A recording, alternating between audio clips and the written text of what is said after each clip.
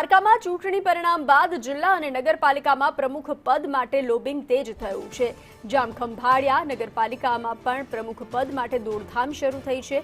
હાલના પ્રમુખ બક્ષીપંચ સમુદાયના છે આલુબેન મોવારા પ્રમુખ પદ માટે હાલ ચર્ચામાં છે, જ્યારે સીમાબેન ચાવડા અને રસિક નકુમના નામ પણ દાવેદારીની યાદીમાં ચર્ચામાં છે।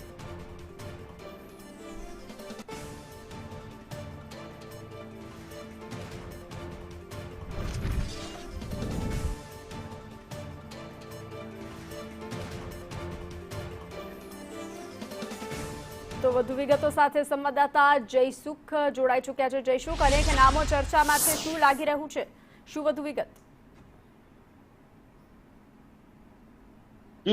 વાત કરવામાં આવે તો દેવભૂમિ દ્વારકા જિલ્લામાં જે છે ભારતીય જનતા પાર્ટીએ જે કબજો કર્યો છે, ત્યારે દેવભૂમિ દ્વારકા જિલ્લાની વાત કરવામાં આવે તો જિલ્લા પંચાયતની અંદર જે 22 બેઠકોમાંથી 18 બેઠકો જે ભાજપે કબજે કરી છે, ત્યારે આ જિલ્લા પંચાયતને પ્રમુખ તરીકેની ફાળવણી અનુસૂચિત જાતિને કરવામાં આવી છે। ત્યારે દ્વારકાના બરડિયા બેઠક પરથી ગૌરીબેન જે છે ગૌરીબેન હાથિયા કરી દીધી છે, જે પોતે ચૂંટાયા છે અને એક જ જે છે એકમાત્ર અનુસૂચિત જાતિના ઉમેદવાર તરીકે ભાજપમાંથી ચૂંટાઈ આવ્યા છે। ત્યારે ભારતીય જનતા પાર્ટી દ્વારા ગૌરીબેન હાથિયાના શિરે જિલ્લા પંચાયત પ્રમુખનો તાજ જે નિશ્ચિત બનાવી રહ્યો છે। ત્યારે નગરપાલિકાની જો વાત કરવામાં આવે તો ખંભાળિયા નગરપાલિકાના 9 વોર્ડમાંથી ભાજપે બહુમતી સાથે વિજય પ્રાપ્ત કર્યો છે।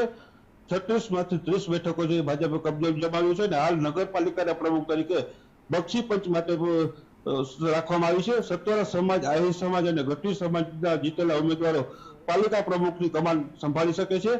હાલ ચર્ચાની વિગતો મુજબ વોર્ડ નંબર 4 માંથી જીતેલા ભાજપના ઉમેદવાર આલુબેન અમિતભાઈ મોવાર જે ગઢવી સમાજમાંથી આવે છે, તેમજ વોર્ડ નંબર 8 માંથી બિનહરીફ થયેલા ઉમેદવાર સીમાબેન પરબતભાઈ જે છે ચાવડા તે બિનહરીફ થયેલા છે, તેનું પણ હાલ નામ ચર્ચામાં આવી રહ્યું છે। ત્યારે વાત કરવામાં આવે તો વોર્ડ નંબર 2 માંથી જીતેલા સતવારા સમાજના ઉમેદવાર રસિકભાઈ નકુમ છે, એનું પણ હાલ અત્યારે નામ ચર્ચાની ચકડોળ થયેલું છે। જી, જાણકારી સાથે જોડાવા બદલ આભાર।